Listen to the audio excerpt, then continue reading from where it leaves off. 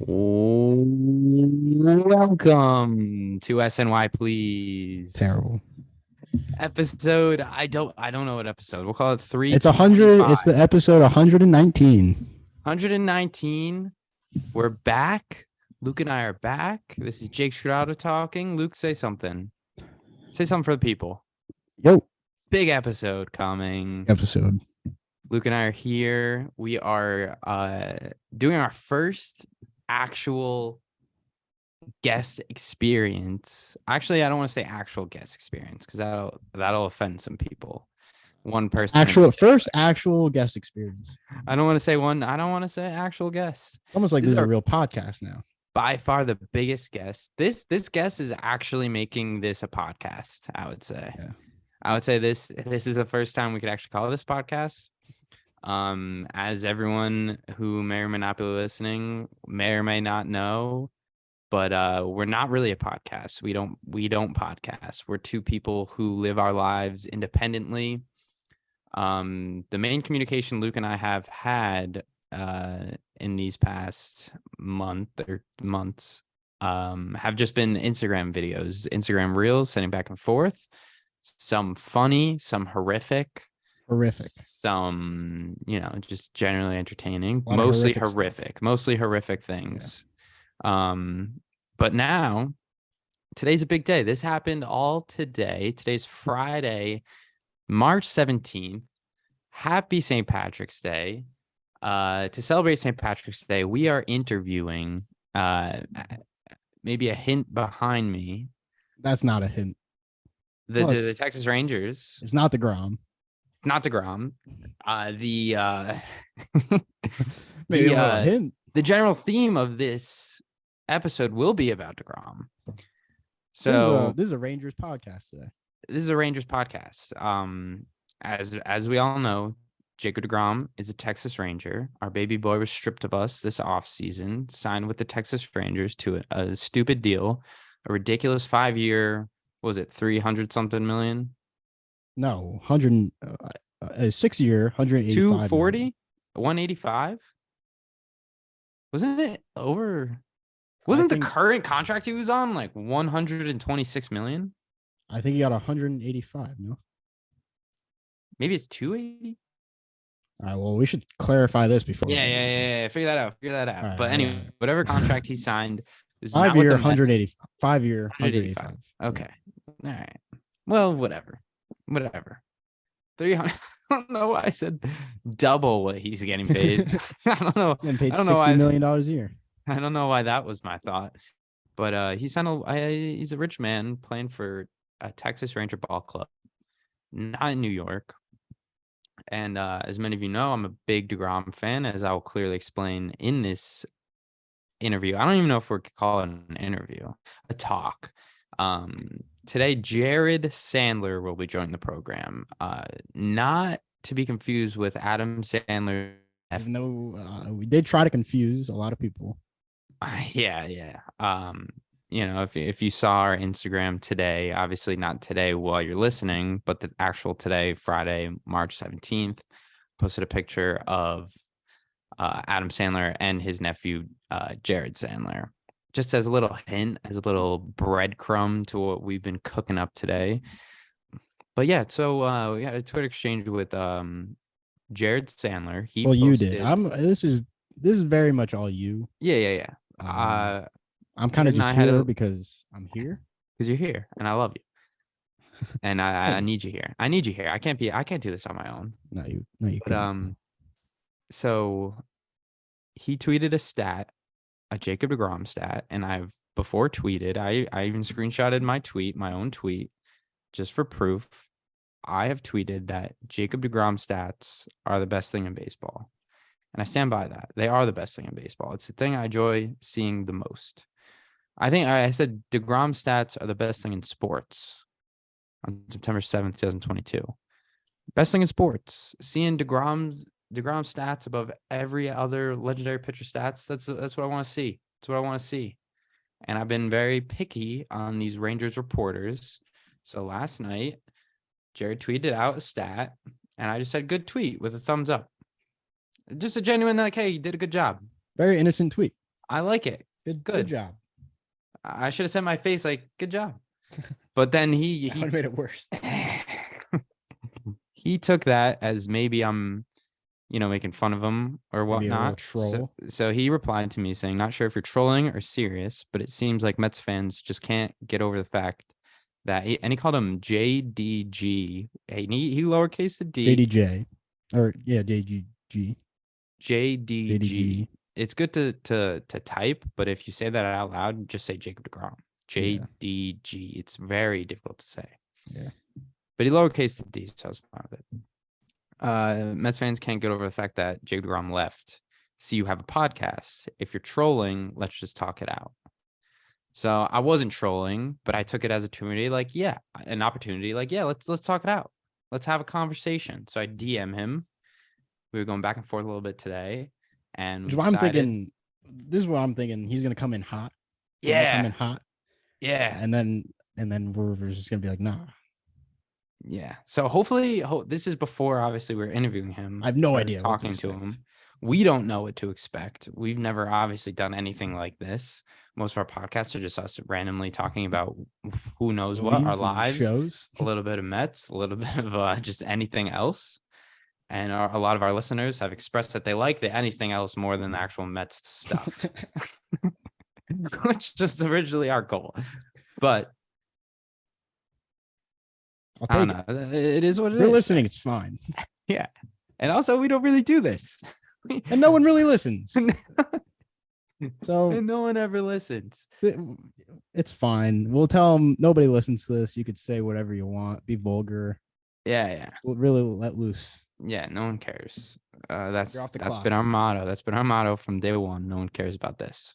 But today, I hope everyone cares. I'm gonna post this everywhere. I'm gonna really try to promote it because this is a big deal.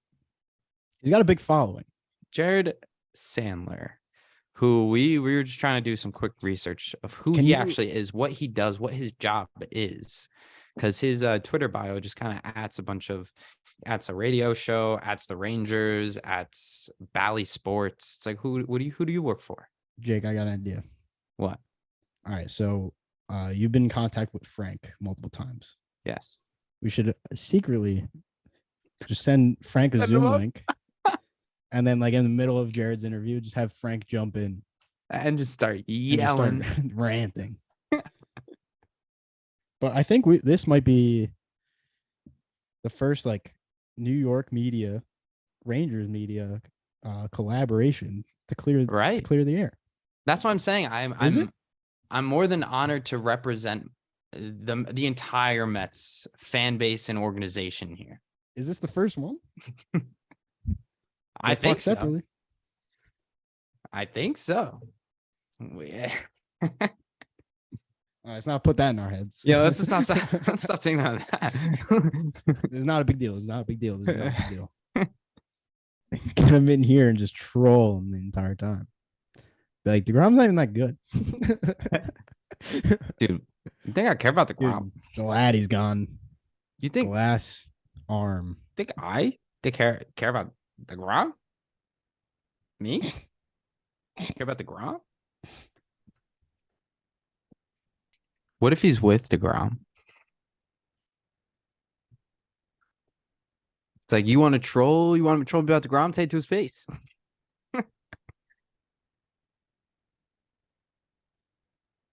That would be nuts. I'd cry. Like what? If he was with DeGrom. So you want to troll DeGrom? Say it to his face. Hi, DeGrom. Oh, hi. Tell him right to his face that you love him. I dare you. Oh, man, he's in the waiting room. Okay.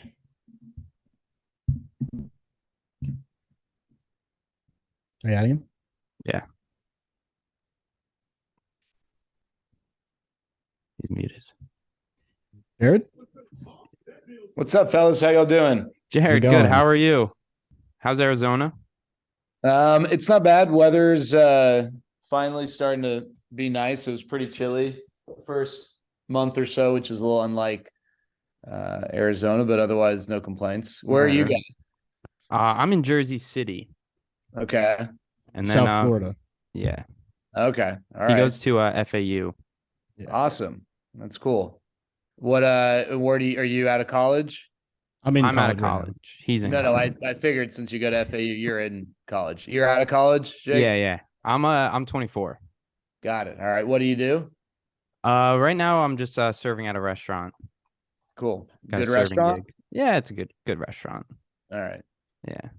I'm new to the area in Jersey City. I'm from North Jersey, in the middle of nowhere. So I moved here in September. So brand new job, new restaurant. Got it. Well, Yeah. cool. Congrats, man. That's awesome. Appreciate it. I guess we'll get right into it. First off, I want to say thank you so much for taking the time to talk to us. This is like a very unexpected turn of events that we got here.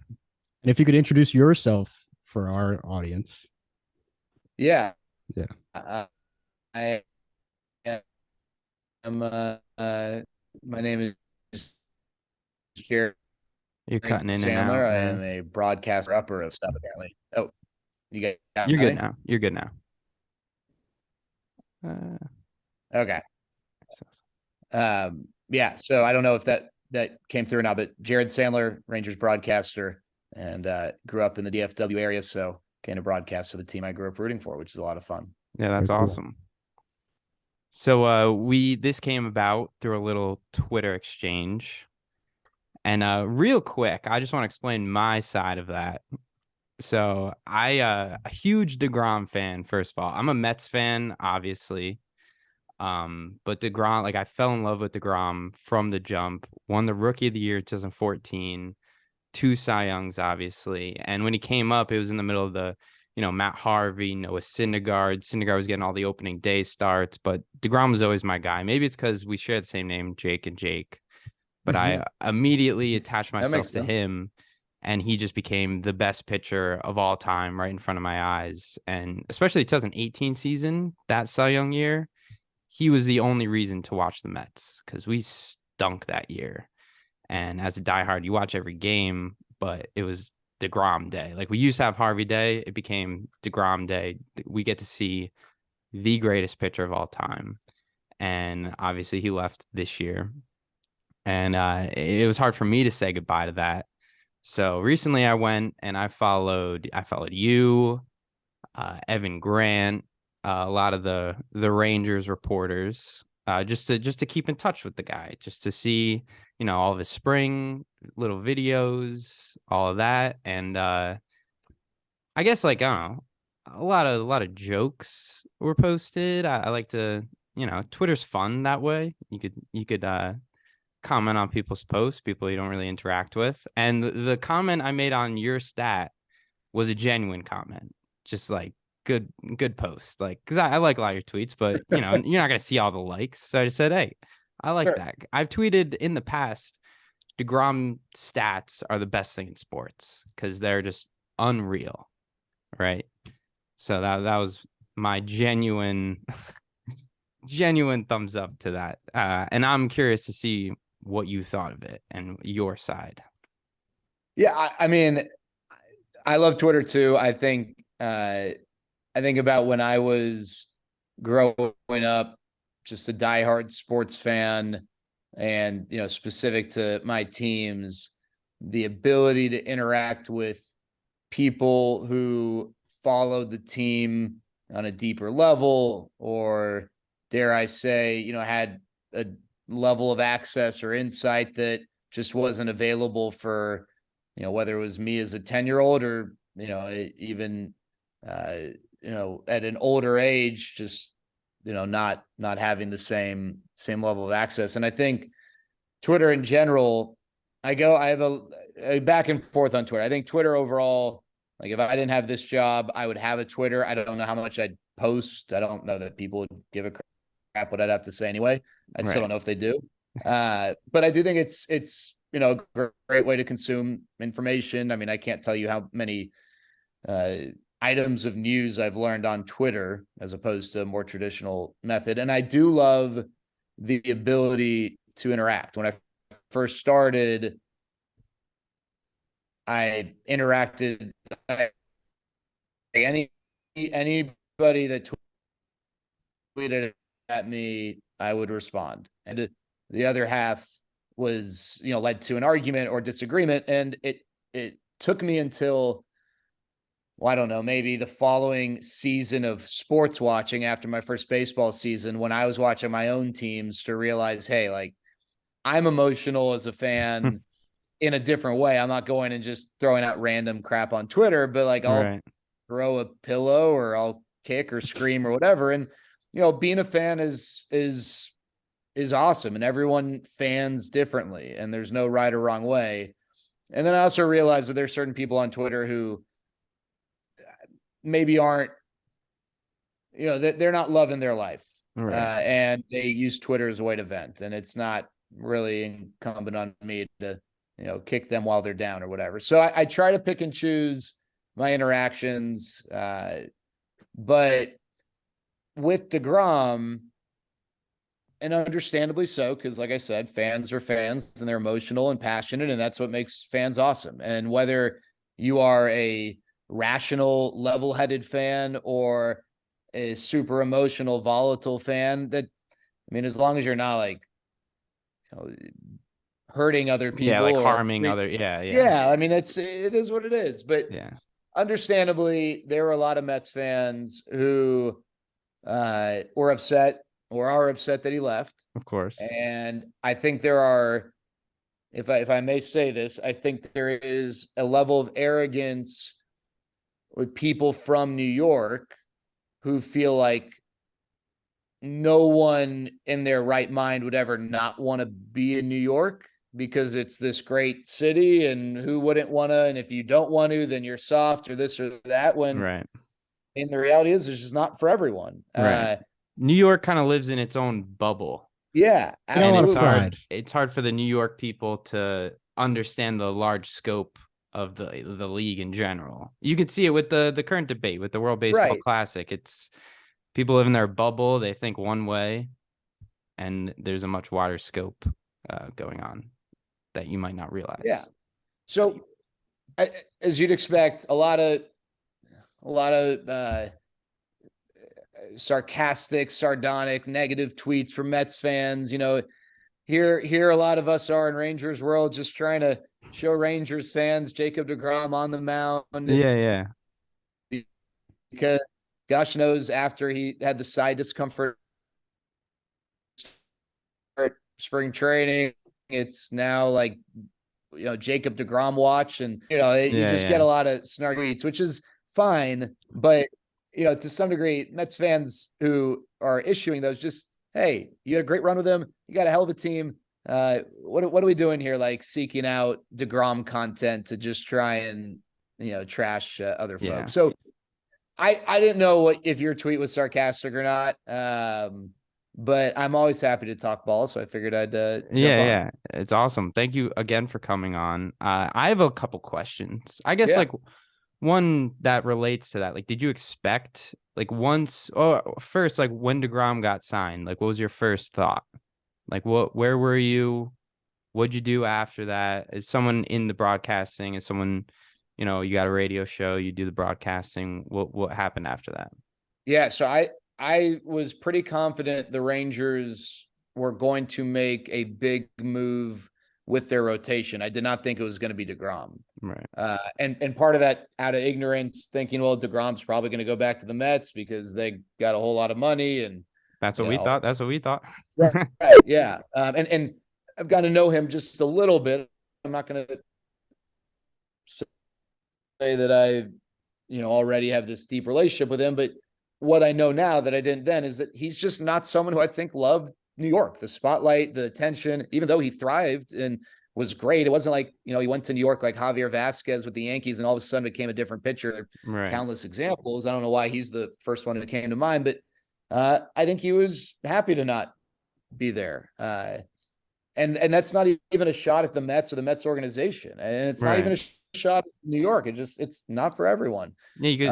I would say he lied because he said that he thought it would be cool to play for the Mets his entire career, one team. And maybe he did at one point, or maybe it's leverage. I don't know.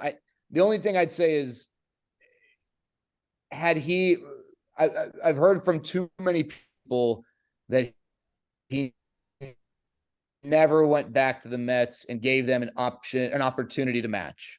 And with that being the case, it seems like if he did really want to be there, he would have, right?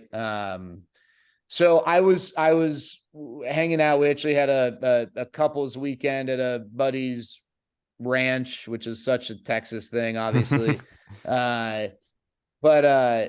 Yeah, so it was on a Friday night. I went to USC, and it was the same night that USC lost to Utah in the Pac-12 championship game. And so the DeGrom news came down before that. So thankfully that eased my devastation of USC losing. And my thoughts were like, holy crap, the Rangers just signed the most talented pitcher to ever play for the organization. It was also like, oh my gosh, they paid this guy a lot of money, and I hope he can stay healthy. Which anyone who says that is not a concern is either just naive or lying. But my goodness, I'm serious. The Rangers have not had great pitching in their organization's history, and I think you'd be really hard pressed to argue that there's ever been anyone more talented who's worn a Rangers uniform on the mound. Definitely. I think I always say he's the best to ever throw a baseball. Just that his fluidity, his motion, like the effortlessness of his fastball. Yeah. It's mesmerizing. It's mesmerizing. Actually, say what you're gonna say. Well, I was gonna say, I mean, even watching, like, I usually don't care that much about watching guys throw bullpens. In spring training, it's usually more to just be there and talk to, whether it's coaches, front office folks who are also there watching, or just maybe pick up some things. I have loved watching Jacob deGrom throw his bullpens. It's just what you had seen it in person. He's 6'5", and it's everything working in concert. That's usually a challenge for taller pitchers, but I mean, it is really special watching him and his delivery, his mechanics. It's been a lot of fun. Yeah. In 2021, opening day for the Mets was in Philly, and Philly's cool. Their bullpens are like pretty accessible to the fans. Like, have you ever been to Citizens Bank? I've not. So been there. I haven't broadcasted a game from there. We haven't been there in like a decade, but I have been there. Yeah. So like the visitors bullpens in right field. So opening day, we got there early, and you can really just go right up to the fence, and we were watching them pitch, and like guys like Stroman, I don't know, all the other guys were just sitting there watching them, and it's just like he's that type of guy. Everyone's just got to sit there and watch and learn and all that. It's pretty cool to see. Yeah, I mean, it's nuts what he can do. The 100-mile-an-hour fastball and the slider and the low to sometimes kind of lowish mid-90s, and the ability to control and command those pitches. I mean, it's I think John Smoltz the other day said that when he's healthy, it's the most unfair at bat in baseball. And that sounds like a pretty good character. What he can do. Yeah, definitely. So that's basically where we come from as Mets fans. Just we lost that. So it's gut wrenching, and a lot of fans, especially the Mets fans base, especially on Twitter, like they fight with themselves. Like it's chaotic within our own little bubble. So like even I don't know if you're familiar with Frank the Tank, but he causes some trouble on Twitter. Yeah, do you know who Frank Fleming is? He works for Barstool. He's a large man. I might have lost him. Did we lose him? A little frozen. Yeah, I'm aware. I'm familiar. Yeah. Okay. Yeah, he's very vocal about it. He represents the lowest of the low, but even them, like people yelling at him, Mets fans in general. So I can only imagine now you guys have to deal with it. Hopefully it's not going to be all season. Hopefully they fizzle out. I mean, it didn't help that first that he was in camp, that there was a report that they prevented him from pitching because he had tightness or something. Yeah. Whatever that was. Yeah, and obviously that's going to set everyone off because of the history. I mean, I think the reality is it happens in every camp with probably 100 guys across baseball, but not all 100 guys just signed a massive deal and is arguably the best pitcher in the game and has some kind of odd injury concerns. Right. And it would be so much easier if you just had Tommy John or something, but it's obviously that's not what it's been. Yeah. He already had Tommy Johns too, I believe. Right. Yeah. But I'm saying like this recent relationship with the injured list. Right.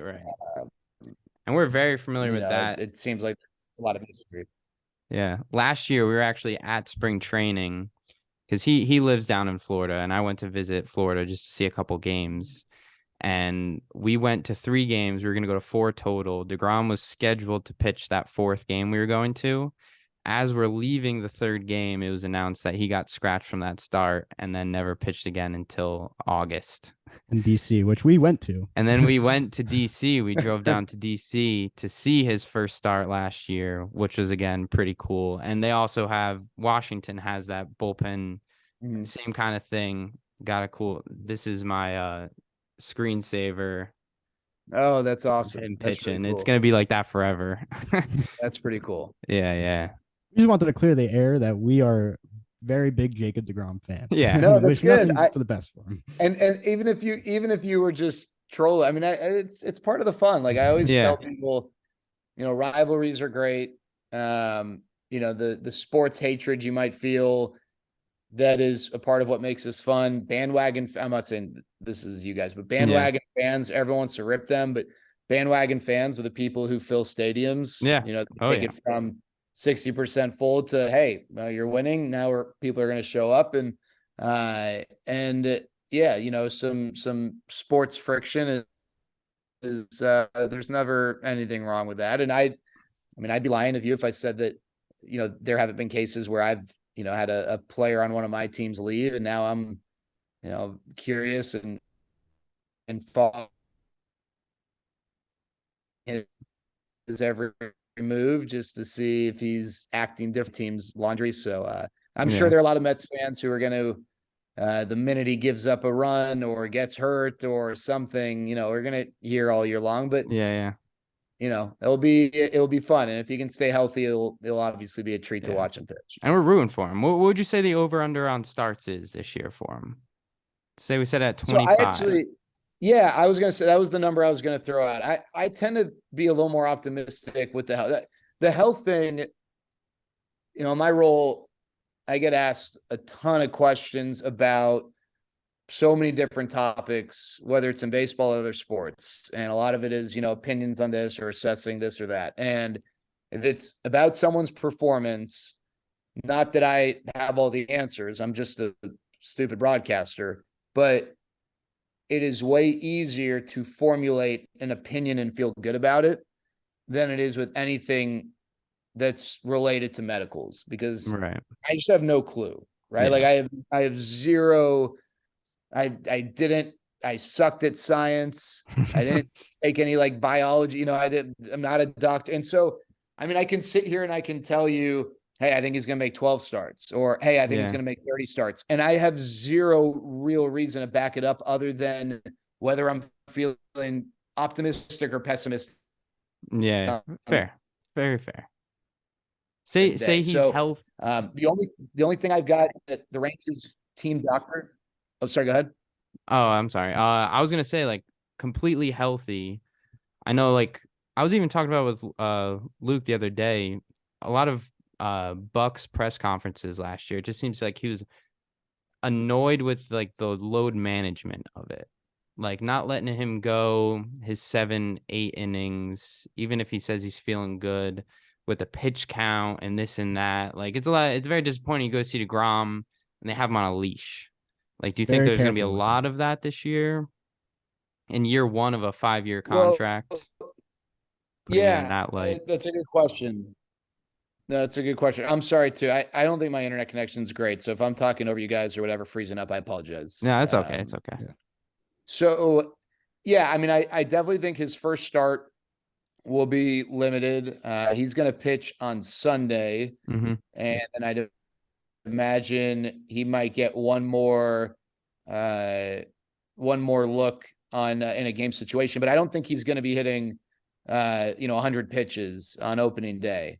And could the Rangers back him up in the rotation? Let me also backtrack. He has not been named the opening day starter. I think we're all working under the assumption he will be, Right. which makes sense. He's at home. I think if the Rangers started on the road and Game 4 was at home, I think you could make a strong argument that he is your fourth starter first time through. But I do think that there's some of the, hey, we signed this guy. There's a lot of excitement. We want him on the mound on opening day, pitching against the defending National League champs.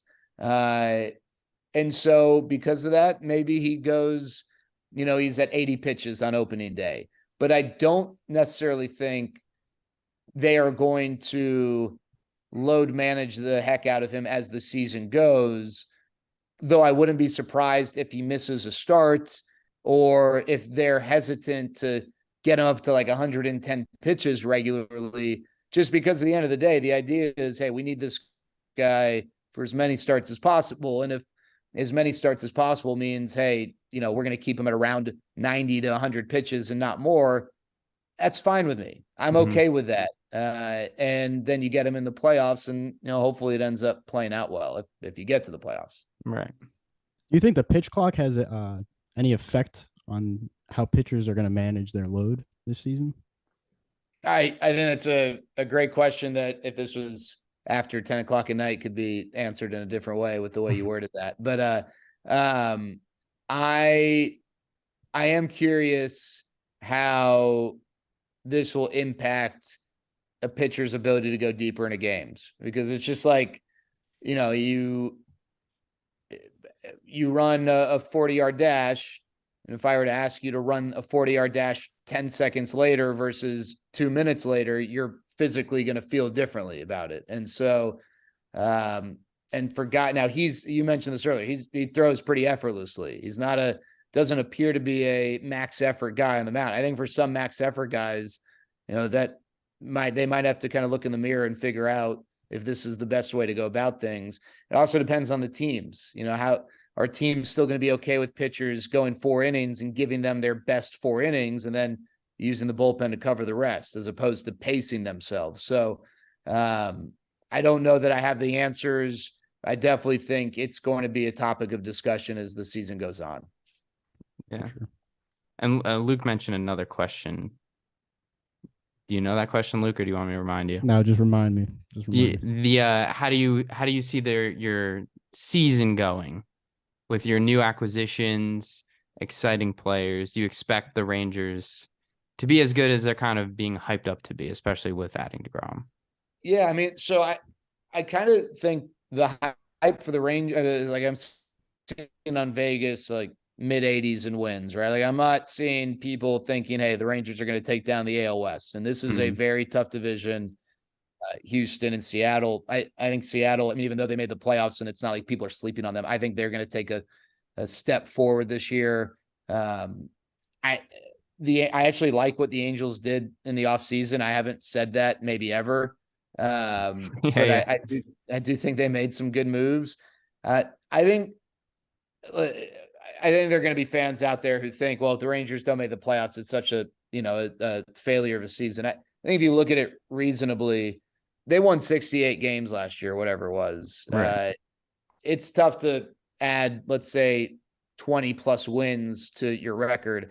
I think if the Rangers are not competing for a playoff spot in September, that'd be a big disappointment. Right. I think they can absolutely make the playoffs now that the playoffs have expanded.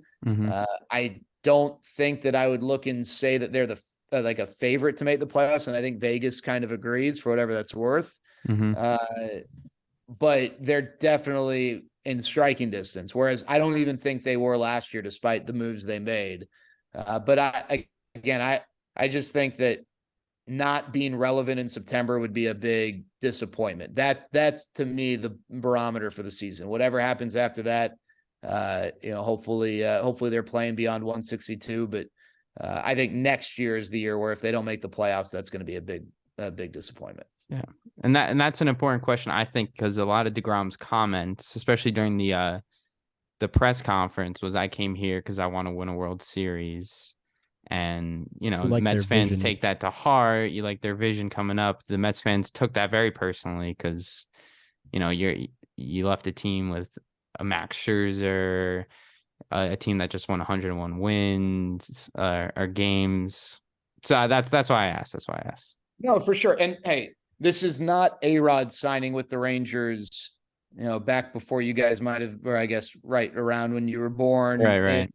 And, A-Rod was ridiculed because obviously that was just a massive contract beyond what anyone's ever seen. And the Rangers were a mess. And he went, he talked about winning, and it was just a big joke. And I wasn't even really young enough or old enough to truly understand that. But yeah, I mean, who has a better chance to win the World Series this year? The Mets with DeGrom or the Rangers with DeGrom? At least if I were to defend his comments, this is not an organization that is in the middle of the early stages of a rebuild or clearly going nowhere fast. They've now spent close to $1 billion the last 2 off seasons, getting some pretty significant talents, and they've got a great farm system. And so they're definitely a team on the rise, but several teams are on the rise, in a given year or a given stretch of years. And we always hear about windows, and this team's got an X year window, why, however long. And like, it's not easy to win a World Series, and the Mets are definitely closer to that right now than the Rangers. But I don't think the Rangers are just a total dumpster fire. At least, gosh, I hope not. No, yeah, definitely fair. Definitely fair. I said that I'd take it for 30 minutes. I don't want to waste any more of your time or bother you anymore. But I just want to thank you again for coming on. This was like a big deal for us. We were talking for like an hour before you came on, kind of preparing and talking ourselves through this. So thank you for your time. And I'll be in contact with you throughout the season. Yeah, if we need, the minute DeGrom goes on the IL or throws the hitter or whatever, I can be your DeGrom correspondent down. Yeah. And I'll tell you what, I bought MLB TV just to watch all of his starts this year, and we'll actually be in Miami for opening day this year for the Mets. But I'll have it on my phone. I'll be watching DeGrom as well. We almost bought tickets to Texas for opening day. Yeah, we have a group of friends coming down because it's also fun fact, we share a birthday. We're 3 years apart. He was born on my 3rd birthday. Our birthday is on opening day, so we got a couple of friends going down to Miami, and it was a hard convince trying to change the trip to Texas. We tried, but it wasn't a popular opinion. If you guys ever find yourselves near a Rangers game, reach out to me, and I'll make sure you guys get 2 tickets to come and watch the Rangers. That's awesome. Great. Thank you so much, Jared. Yeah, you got it, guys. Have a great weekend. Thank you for coming on. Too. Take care. Take care. Wow. Whoa, look at that. I think that went well. I like Jared. I love Jared. Jared's the man. Jared's a really nice guy. I think that went well. I think that went really well. We got free tickets to a DeGrom game in Texas. What? What just happened? I don't know. Tell me what just happened. Oh, Jared's cool. Jared's a cool guy. Dude, I like the Rangers. Rangers are cool. I'm a Rangers fan. Dude, they're going to be great this season. I'm a Rangers fan. They're going to be really good this season. Yeah. Really good. Just a couple dudes talking DeGrom. Dude, guys chopping up, talking some ball. Talking ball. Jake, you did a great job, I must say. I'm going to congratulate you. Thank you. You led the way. Yeah. That went way better than I thought. I like how he kind of took the lead. He talked a lot. Yeah. Insight. No, it was very good. Big boom. That was very good. Boom. For the program. SNY, please. That was history. The first time. Yeah, first ever guest. I didn't congratulate him on really being our first ever guest. But in post, congrats. I mean, this is all gonna be part of the podcast. Congrats to Jared Sandler. Oh, we didn't make a joke. I didn't we didn't make make the joke. It was hard to interject. He was doing his thing. I didn't want to. I don't know. The Wi-Fi kept coming out. It was hard to find an in. We didn't make the joke about Adam Sandler. It's okay. Next time we talk to him. He said he'd be our correspondent. That is true. He could be a recurring guest. We done did it. He seemed like yeah. No, that made our day, Jared. Thank you again. Jared Sandler, the guy. Everyone give him a follow. If you don't follow him, say nice things. Like his tweets. Tell him they're good tweets with a thumbs up. Yeah. He'll know that's genuine and not trolling. Yeah. You know? If he sees good tweets from a thumbs up, he knows that's from SNY Please, the podcast. And thanks for listening to everyone who listened. You know? Are we ending it? Nah, I don't know. Do you want to end it? No, that's good. That's fine. I'm happy with what just happened. Yeah. That was good. Good. Are we recording? Did we record that? Oh no. Like, Jared, can you quick jump on, just recap whatever? So Jared, I know we just talked for 30 minutes, but I'm gonna need you to do that again. We need you to come back on better Wi-Fi. Yeah. I felt bad. I didn't know what to do. Especially It cut in the off beginning. In the very times. beginning. Yeah, I got You're like, nervous. who are you? And then it was just like nothing. I think we lost him. Yeah. That was Jared. Wow. So we're one separation away from Jacob deGrom. I guess we always have. But Anthony DeComo, I mean, we're not going to meet him. We've always been to DeGrom games. You think Anthony DeComo is going to give us the time of day like Jared just did? No. Not at all. He barely wanted to drink his free drink at Duffy's. Didn't even say thank you. Didn't even say thank you.